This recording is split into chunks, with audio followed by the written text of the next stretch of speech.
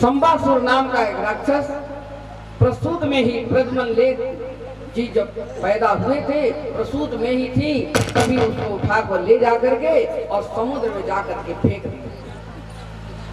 द्वारकाधीश का पहला पुत्र, प्रथम पुत्र प्रद्युम्न जी फेंक दिया। अब प्रद्युम्न जी के एक मछली थी, वो निकल गई।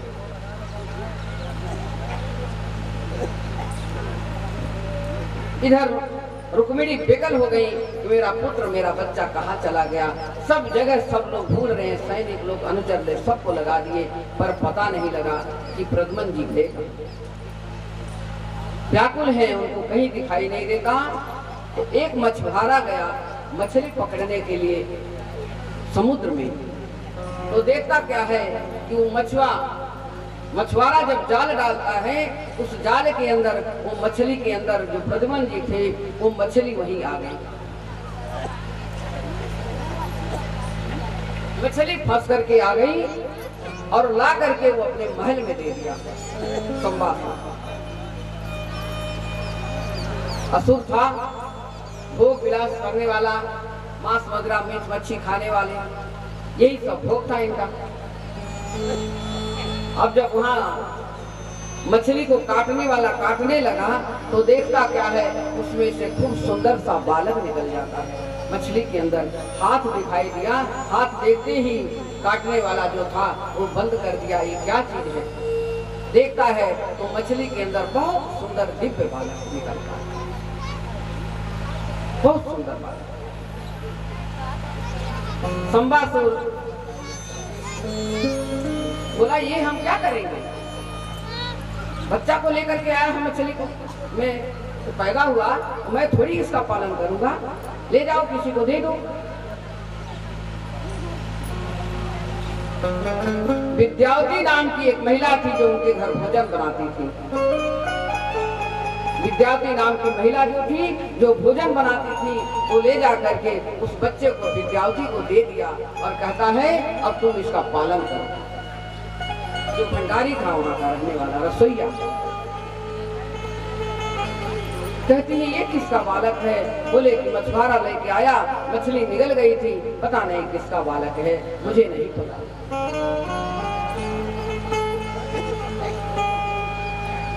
भगवान ऋषि नारद जी को पता लगा। नारद जी कहने लगे ये तो प्रद्युम्न जी रुक्मिणी का पुत्र है, द्वारकाधीश का। नारद जी आते हैं बीड़ा बजाते हुए और धीरे से कान में कह जाते हैं कि विद्यावती तुम्हें पता नहीं है, ये तुम्हारे पूर्व जन्म का पति कामदेव को भस्म कर दिए थे भगवान शंकर जी। तुम अगले जन्म में जो अब विद्यावती हो, तुम अगले जन्म में रति थी और ये कामदेव है, ये तुम्हारे पति है। इनकी खूब रक्षा करो, इनका पालन करो, यही तुम्हारे पति हैं। नारद जी धीरे से कान में कह करके चले जाते हैं विद्यावती से। अब विद्यावती को तो खुशी का ठिकाना नहीं। अरे ब्रह्मर्षि, आपने तो जन्म जन्म का मुझे फल दे दिया है, मुझे तो यही नहीं पता कि मेरे पति गए कहाँ, आज ऐसे रूप में मुझे मिले हैं। मैं इनका पालन करूंगी, पोषण करूंगी, अच्छी अच्छी कलाएं सिखाएंगे, विद्याएं सिखाएंगे, शिक्षा दूंगी, ऐसी ऐसी विद्या दूंगी जिन्होंने इस असुर ने खा लिया है, इसी असुर का मैं इन्हीं के हाथ में वध कराऊंगा। विद्यावती बड़े अच्छे तरीके से पालन करती है उस बालक का, प्रद्युम्न जी का पालन पोषण करवाती हैं, शिक्षा दिलवाती हैं, गुरुकुल में भेज देती हैं, गुरु शिक्षा मिल जाता है उनको और अच्छी अच्छी विद्याएं, ऐसी ऐसी विद्या उनके अध्ययन करवाती हैं। प्रद्युम्न जी को बिल्कुल शक्तिशाली बना दिया। सहस्त्रों हाथियों का बल हो गया उनके अंदर। नारी चाहे तो घर को बना दे और नारी चाहे तो घर का सर्वनाश कर दे, सब कुछ नारी के हाथ में।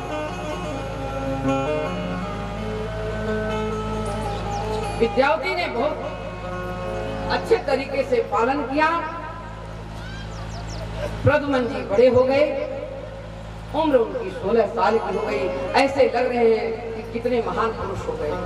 दिव्य ज्योति झलक रही है द्वारकाधीश की उनके अंदर।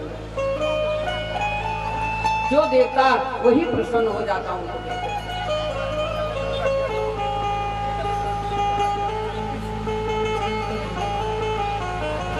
माता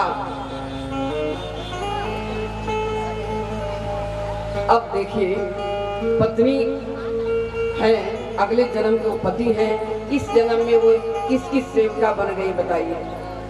शाकाहारी माद मदिरा खाने खिलाने वाली की रसोईया का भोजन बना रही है। कर्म नहीं कोई जानता है कब किसके अंदर का भगवान क्या लिख देगा, पर भगवान की गति कोई नहीं जानता कि पूर्व जन्म में किस रूप में हमारे पति है, बेटा है कि पोता है, नाती है, कौन से रूप में कब कोई मिल जाता है ये भी नहीं कोई जानता है। जो लोग हैं सबको मालूम है, पर इतना ज्ञान नहीं है कि हमारा कौन है। एक दूसरे से सब जुड़े हुए हैं, रिश्ता तो कुछ न कुछ है सभी का। हमारा भी रिश्ता था आप लोगों से, तभी तो हम आए हैं आप लोगों का दर्शन करने, आप हमारा दर्शन कर रहे हैं, भगवान भागवत का दर्शन कर रहे हैं।